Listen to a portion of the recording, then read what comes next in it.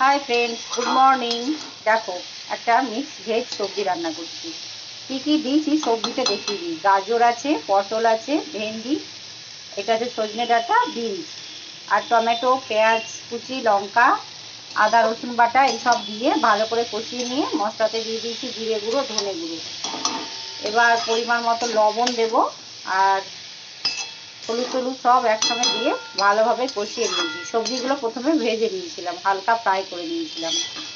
এবার গরম জল করব, দিয়ে গরম জলটা এতে দিয়ে দেবো, দিয়ে ঢাকা দিয়ে সেদ্ধ হতে দেবো 10 মিনিট। এই যে জলটা গরম হয়ে গেছে, এবার আমি দিয়ে দিচ্ছি, দিয়ে ঢাকা দিয়ে দেবো। দিয়ে নামানোর সময় ধনেপাতা কুচি দিয়ে নামিয়ে নেব। এই সবজিটা খেতে কিন্তু দারুণ লাগে, ভাত রুটি দুইয়ের সঙ্গে কিন্তু খাওয়া যায়। সবজি রেসিপিটা ভালো লাগলে লাইক করবেন আর নতুন বন্ধুরা অবশ্যই চ্যানেলটি সাবস্ক্রাইব করে নেবেন। ভালো থাকবেন, সুস্থ